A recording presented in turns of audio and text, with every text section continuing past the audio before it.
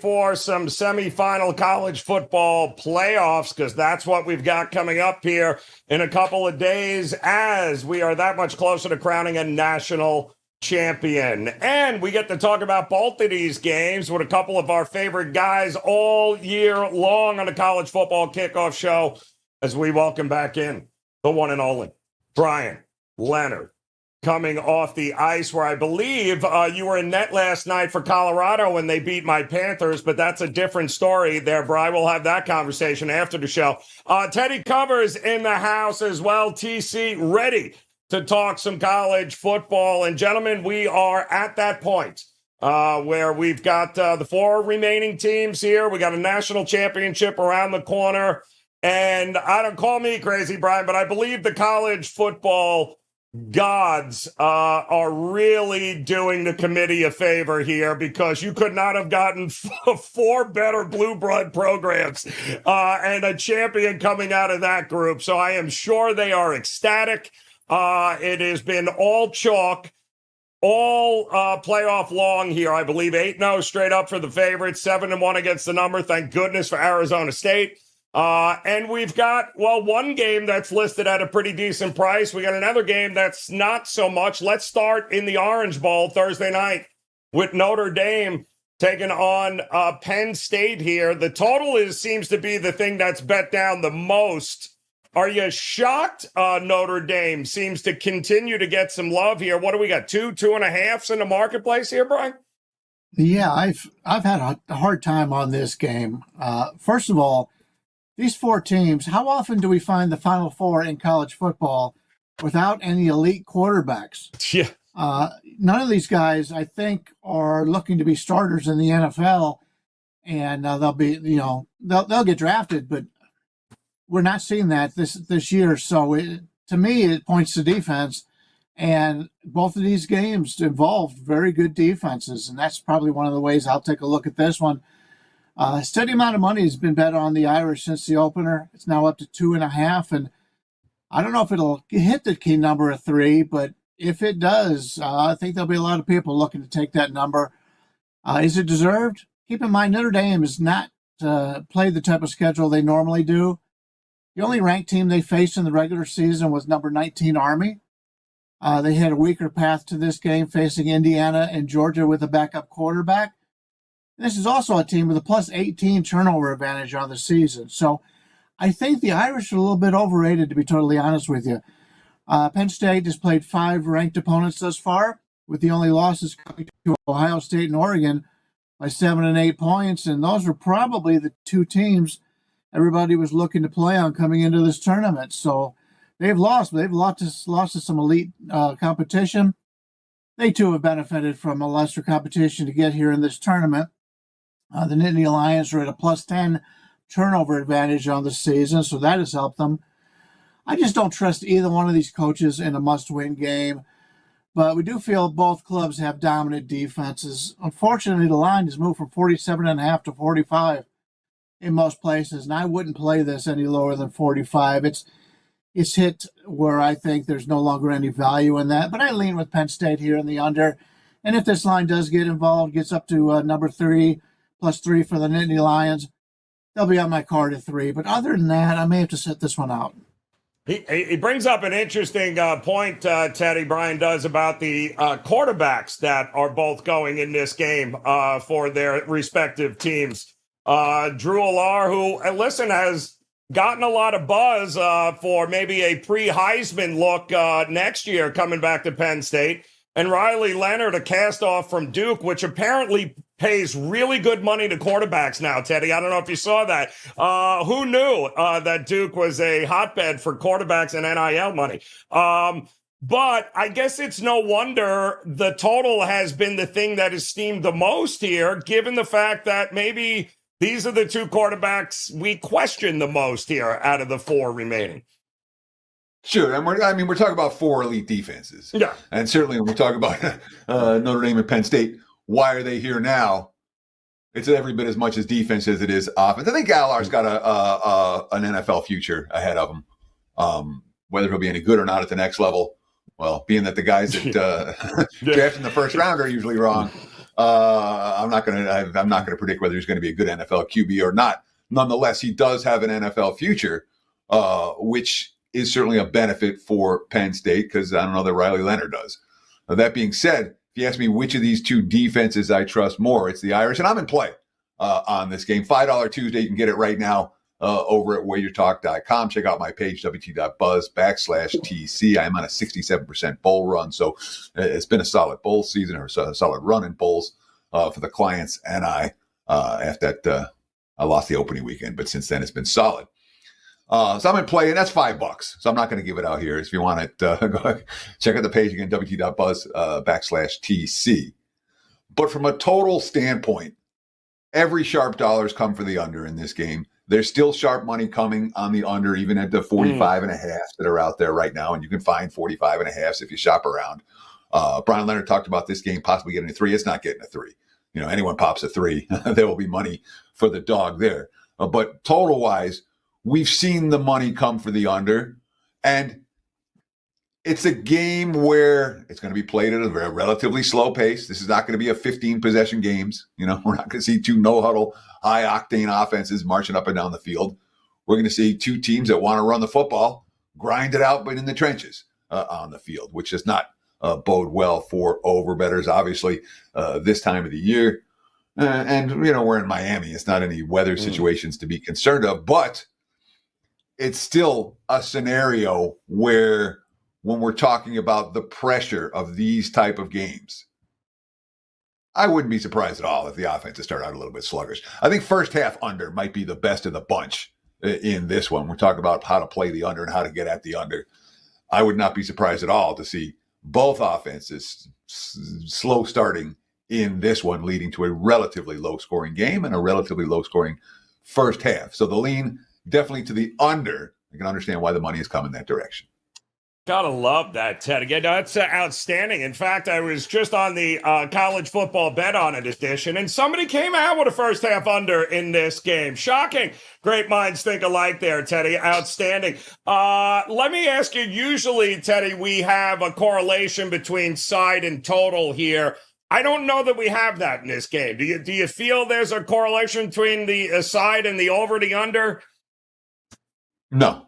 And especially because it's total so low. Right. Notre Dame could win the game 27-20. Penn State could win the game 27-20, and you cash over tickets either way.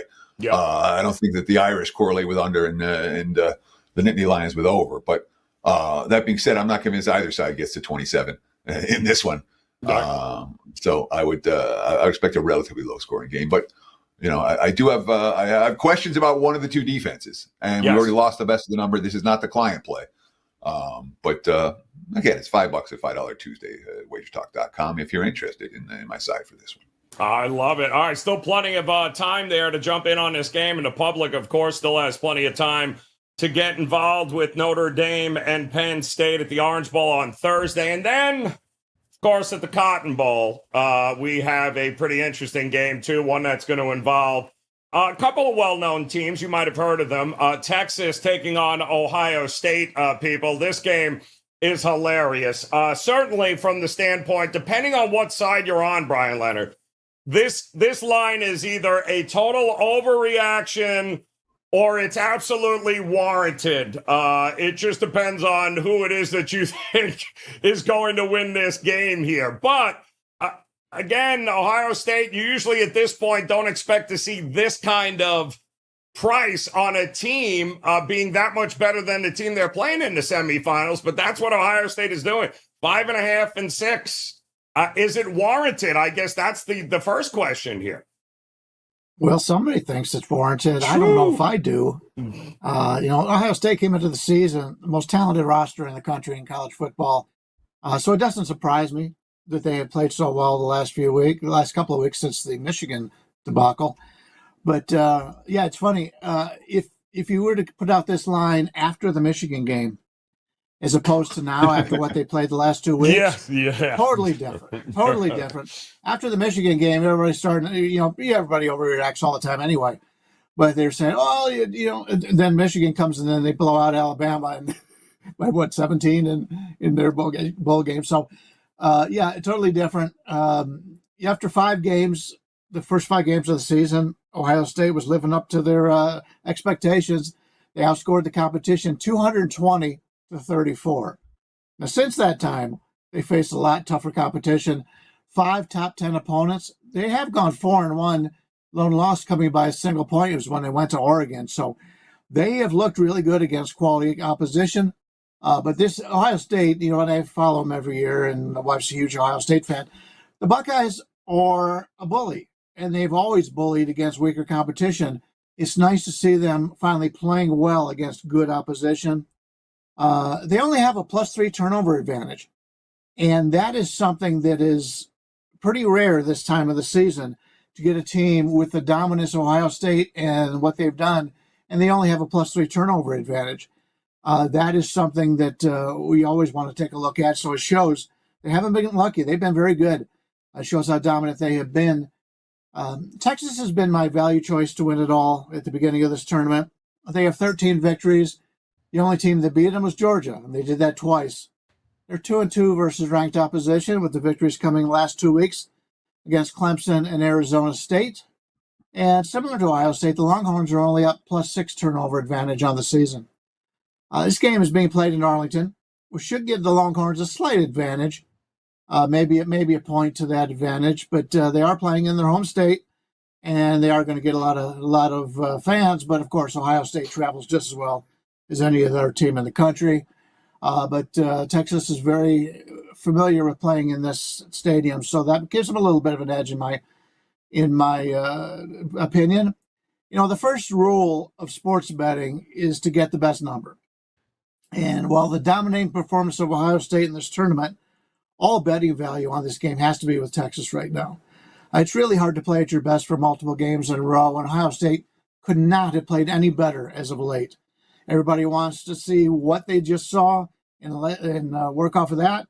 And if you're in that case, you think this is a deserved number. I just don't think it is.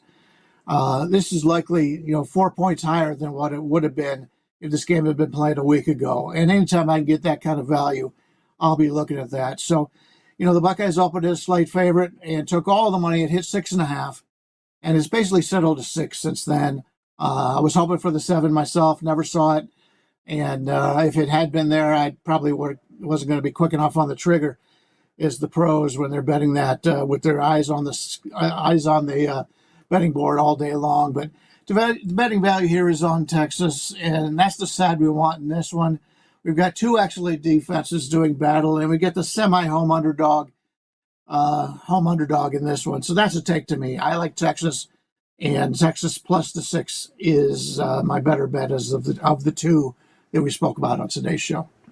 So, Teddy, let me ask you, I asked the guys yesterday on the show, and I mean, listen, you don't have to tell the kids at Ohio State that they're in it to win a national championship. But I do worry just a little bit that it felt like, especially after that game against Oregon, there was so much effort and energy put into making sure they got back at Oregon, that revenge factor all season long. They wanted them in the Big Ten championship, and they collapsed against Michigan, right? They had to wait an extra week. Man, there was a lot of celebrating getting even with Oregon last week. I don't want to say it's a letdown, but to Bryan's point, are we going to see that kind of focused effort, or is that all about Ryan Day again? Well, that might have all about Oregon. Yeah. I mean, the first half of Ohio State-Oregon was Oregon sucking. Yes. All right. Yes, Ohio State played well, but Oregon got blown off the ball on both sides of the scrimmage, and they looked a step slow everywhere. And Ohio State was able to take advantage of that. I'm not convinced we're going to see that from Texas the way we saw it from Oregon. And, I mean, I thought Bryan's analysis, go back and rewatch Bryan's analysis because it's better than anything I'm going to say. Bryan nailed it when it came to, it's just sports betting 101, all right? Are the Buckeyes the second coming of the best team ever? No, they're not. They're good. They're elite. They could win it all. But from a pure value standpoint, Texas is favored in this game at the end of the regular season. And now they're 6-point dogs on a neutral. And from a pure value standpoint, the only way I can look is towards the Texas Longhorns. Now, if Ohio State brings their A game, their A-plus game 2 weeks in a row, All right. But it's your classic one team just blew out the opponent, the other team was tested. And now everyone who watched any of the games last week says, oh, look, that team's way better than this team. And obviously, as we know, doing this over the long term, you're never as good as your best game looks, and you're never as bad as your worst game looks. And certainly from a defensive standpoint, Oregon has some vulnerability, much more vulnerability than Texas does. No one has moved the football on the Longhorns this year. I looked to the under in this one, and I looked to Texas, just like Bryan. Like I said, I thought Bryan nailed it spot on in that regard. And it's just a pure value play on Texas. I'm not convinced Texas is better than Ohio State, but the number should be closer than it is. This is a field goal game, not a touchdown game, and it's being priced the other way, based largely on what we saw last week. This game's not getting to 7. All right. I don't even. There was buyback at 6. All right. That's why we're seeing 5.5 in some of the sharp books. They know this is a field goal game. You say recency bias is a thing, Teddy? Is that what I'm? Are you saying that people only remember the most recent thing and then act on it? Shocking. Go ahead, Teddy. Just wait till after the wild card round of the NFL playoffs, where everyone that looked good this weekend is all of a sudden the best team ever, and everyone that got the bye is suddenly going to be garbage. So I mean, it's just how it works. So there's only one in each conference now. You don't have as many advantages, many opportunities to take advantage of that now, but it's still the recency bias is everywhere in sports, and certainly especially in football more than anything. Yeah, we got a couple of good questions in the chat room, guys. Appreciate you stopping by. Make sure you hit that like button, hit that subscribe button if you haven't done so already. Follow us on Instagram as well as TikTok. Good to see you guys here. Interesting point here. Let me ask you, Bryan, how much, and I know it was Paul Bowman, I believe, in the chat room. He brought this up yesterday. Actually, it's a great question from a handicapping perspective. He pays attention to who and what conference the refs are for these games here, especially in the championship. The crew, I believe he says, is an ACC crew in the Ohio State-Texas game. They did the Ohio State-Tennessee game. Didn't see a whole lot of flags. There was a lot they swallowed the flag in a lot of instances. Do you put how much effort or weight do you put on the crews and the conferences when looking at these games? I have never really paid much attention to it because a lot of times it's information that's hard to get. Paul is ahead of me and something like that. Now, when it comes to baseball with home plate umpires, I think it does matter. Other than that, and in basketball, we've seen before where certain crews call more penalties, but every game is individual. It all depends on how the game is played out. If it's a physical game, they'll call more penalties. If it's more of a finesse game, they won't. So it's so many things to handicap that sometimes you get blown away with too much information. And so I have never looked at that. If he's onto that and it works for him, that's great. Good for you. Keep that up. But for myself, I've never paid much attention to it. Teddy, ever look at this point in the season? I mean, NFL is one thing. We know a lot is made about the NFL refs and the crews, but how about in college? So once again, Bryan said it perfectly. Bryan, I can't say it any better than he just said it. There are many, many, many different, what's the expression? There's many ways to skin a cat, which is something you're supposed to say in the modern era. But there's many, many ways to handicap a game. All right. And the fact that we all do it a little differently ensures that such a thing as the betting marketplace exists. If we all handicap the same way, all the action would come on one side and there'd be no marketplace. The fact that we handicap differently creates a marketplace. And everyone finds a style over the long term that works for them, or they end up going broke and stop betting. Sometimes that's getting help from one of us at WagerTalk. If you're making your own bets, it's figuring out your own style and what works for you and the factors that you place the most importance on. When it comes to refs, yes, you can absolutely, in theory, handicap refs. If you have a database that shows you this is what's going on when these refs are there and you go through it and spend that time, there may well be something there. It's not anything I've ever done. All right. So from my standpoint, I much prefer to look at the matchups. I much prefer to look at the coaches and the coordinators and their strategy and their track record in games like this. And the refs, it's not on my center stage. So if it works for you, keep doing it. Right. But for me, it's not anything that I've ever really tried to do or found a whole lot of value with. And like Bryan said, when it comes to home plate umps, you better believe it. Yeah. You know? Yeah, you're damn right. When it comes to Scott Foster reffing a game and it's a game 5 and they want it to go game 6, yeah, we'll pay attention to that. Yep. In the NBA. But what conferences the refs are from? Again, if there's an angle, knock yourself out. I just haven't By seen all means. Yep. But whatever works for you, though. It's a great question for sure there, Paul. And if it works for you, by all means, man, keep it rolling. Just make sure you drop us a dime in the chat room and let us know what you found so we can all share it. Divide it, don't hide it here, my man. That would be fantastic. Another interesting question here, and Teddy, I'll come back to you. We're in a unique situation where we have a quarterback for Ohio State that has a lot of experience playing the team he's about to play in Texas. How much do you look into that, or how much credence do you give that he has seen this Texas team? He's seen Sark. He's seen the coaching staff. Some of the guys still on the team from Texas. Does that play into any decision-making for you? Again, it's a factor that he's seen the Longhorns multiple times before, but it wasn't this Texas team. Last year he faced Texas 26 of 41, 327 yards, 4 touchdowns, 1 pick. Pretty good game. Despite the fact that he finished with negative 23 rushing yards. So it looks like he was sacked a whole bunch in that contest. Yep. Of course, they lost in overtime. Kansas State did with Howard, but he had a decent performance, a solid performance in OT against this Longhorns defense. But that was last year's Texas defense, not this year's Texas defense. Texas defense is better this year. All right. So, I mean, again, it's an angle.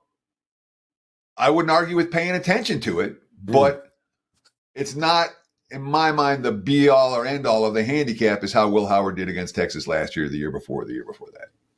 Bryan, it just comes down to experience, right? I mean, that's the bottom line, is that he is obviously, what it tells us, Bryan, when we have a quarterback in a spot like this that's had a bunch of games under his belt, I mean, the spot is probably not too big for him, and chances are there's probably a comfort level with him heading into this game that another quarterback that had not had that kind of experience might not feel that. Yeah, he can go back and tell his head coach about what he's seen in the past, and that could definitely help them with their game plan. But we're so far into the season now, and we've seen everything out of all these teams all season long, the good and the bad. And but it's just one more thing to add. I don't think it hurts. I don't think it hurts him at all. But it's a different team than what he played on last year, and so it's different. It's different, but I don't think it's bad to know it. So I would think it's a slight positive. Yeah, I mean, you just don't often get it at this point in the season where, college quarterbacks have been around long enough to actually see the same coach and same team in a different conference, no less, because he spent all that time at Kansas State. So interesting spot in this game. Also, very interesting spot here across the board. They keep asking in the chat room, and Bryan, I'll ask you first. Who's the best coach right now left, in your opinion?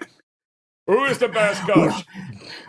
The feeling I gave earlier about the quarterbacks, or the feeling I have about the coaches. The coaches. And based on Ohio State and how they've started these games, for the most part. Now, last week they'd already played Oregon before they knew what they were looking towards, and they came out and took their shot early. It would not surprise me if Ohio State gets off to a slow feeling out process here. The first quarter total, I believe last time I saw it was slightly under 10, the 10 range. I'd want to get like 10.5 and maybe play the under in the first quarter between the two. But it keeps going down just like the totals does in these games. But I would expect Ohio State to come out. Don't have the confidence they did when they played Oregon for the second time. So the defenses are both excellent. I think Ohio State has the better offense, but that's the star players for Ohio State are good against lesser opposition. Now this will probably be the best defense they've faced all season long. And we saw what they did against Michigan, and Michigan didn't even have their normal defense. So we'll have to see how it goes. I think it gets off to a slow start, and that first quarter goes under, and I think it's a feeling out process. Yeah, Teddy, I mean, it's interesting the amount of negative viewpoint that people have on some of these coaches that are left in the Final Four. I mean, frankly, it goes without saying. But Ryan Day was, they wanted to bury him under the stadium a month ago. And Sark, too, another guy that, always a bridesmaid, never a bride. So, the only guy here really is with Notre Dame, and they're trying to fire him every year anyway because they don't believe he's the answer there. It's just fascinating how one of these coaches is going to get to create a totally different narrative for his career after the season. Sure. I mean, I'm going to rank Freeman and Day ahead of Sark and Franklin. All right. Franklin has the track record against the top 5 teams. We've seen it. We know it. And Penn State's here because they've gotten 2 lesser foes as much as any other factor. And then we look at Sark, and sorry, you got to win something before you're on that list. You got to not get run out of town somewhere before you're on that list. So for all the hate that Ryan Day has gotten because of his struggles against Michigan, everything else during the Ryan Day year has been just fine for Ohio State. Yep. And of course, one of the losses came into a national championship Michigan team. So be it. And certainly the Freeman at Notre Dame.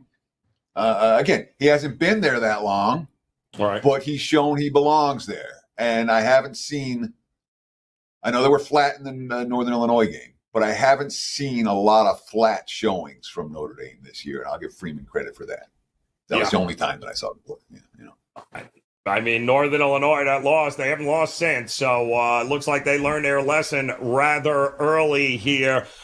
Great opportunity, guys. Maybe you should learn your lesson here. It pays to, kind of partner up with these guys here. Great opportunity, in fact, because in addition to crowning a national championship in college football, how about the NFL wildcard weekend coming up?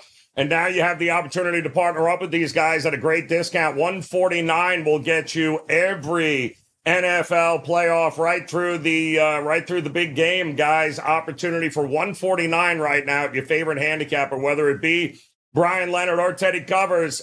Just use that code playoffs at checkout. Take 25% off. That's basically $149, the NFL playoff special now over at WagerTalk.com. And Bryan, do you got anything locked and loaded, ready to roll here for this weekend in the NFL? Yeah, I do. I just wanted to correct myself. I was talking about the first quarter total, and I was referring to the 9.5 being the other game, the Notre Dame Penn State game. That's sitting at 9.5. This was sitting at 12.5. I prefer the 13. I don't think we'll see it, but under 12.5 is fine for me in the first. It's $5 Tuesday. And I've got my top NHL play up there, a 4% play in the NHL right now for only $5 today. I also have a college basketball play up there as well for my clients. And you can get both of those over there at the site. And yeah, it's a lot of great time to buy the packages. We've got plenty of packages up there right now that take you longer into the season. We talk about the 3, buy the 3 months, get the next one free. That takes you through the baseball season. So, yeah, if you're looking for long-term handicapping advice, there's some great numbers out there for myself as well as all the other great handicappers on the show, including Teddy Covers. And he's been very nice to me, and I appreciate his kind words today. And Teddy, your $5 Tuesday play is in this Notre Dame game? Is that what you got going on? Correct. It is the side for Notre Dame Penn State money line play. For me in this one. Don't worry about the points, so you can get the play for $5. The better deal, really, 7-day all access, just $77. That's $11 a day. Get you every play in the NFL playoffs this weekend. NBA's really hot right now, 75% over the last 8 days, and a plus 197 units since 2022. College hoops is running good on a 60% with the last 50-something plays. I mean, it's been solid. Again, 7 days all access. Just use promo code Teddy7 at checkout. And you talked about that NFL playoff package. I'm going to talk about it too, because it's normally priced $179. We already discounted it to $149. And if you use playoffs as your promo code at checkout, you take 25% off of that. So the entirety of the NFL playoffs, just use playoffs at checkout and save 25% more. So Teddy7 and playoffs, the two all access passes, were locked and loaded in NBA, college hoops, and college football. And of course, we'll have NFL playoff report coming up a little bit later in the week. Yeah, and both of these guys, by the way, folks, you're joining us here. Both of them have great game breakdowns in college hoops. Bryan, Leonard previewed two of the big games coming up here today. Those links are in the description. And Teddy, a couple of games in the NBA tonight, he also broke down for you. You guys can check those out. Plenty of videos over at WagerTalk on our YouTube page, which is why it would, I don't know, pay for itself really, since it's free, to hit the subscribe button, become part of the WagerTalk TV family, and hit the like. Do the thing with the buttons. You guys know what you're doing. And by the way, Teddy, quick on the way out of here, I understand OKC is not losing another game. Is that how it works in the NBA? They will never lose another game the rest of the year, right through the playoffs. Just going to wipe them. Yeah, 16-0. 16-0 right through. Yeah. They'll sweep them all. They can. It's a good team. Yeah, they're championship I'm excited contenders for that game tomorrow. Yeah, against Cleveland. Yep, in Cleveland. Oklahoma 15 in a row wins. Cleveland 10 in a row. That's a great game. Yep, that is. I just saw we got the first numbers posted for that. Let me see what my powering numbers are. Oh, what are you seeing, Teddy? My powering number for the game. Cleveland -1.5. The markets have opened 2/2.5. Half. That's correct. Yeah. 227.5. I'm seeing at the Westgate right now. 227.5 is that. That's an interesting total too as well. That is going to be a great game, and even more reason why you want to check out these guys and their free plays and their breakdowns in both college hoops as well as the NBA. Again, links are in the description. That'll do it for us, guys. Thursday and Friday here. We got one more opportunity to talk before we crown a national champion. We'll do that, of course, next week here before the game. Give you any and all information we have on it. But until then, we appreciate the time as always. Best of luck on your plays. We'll see you again soon here on the College Football Kickoff Show.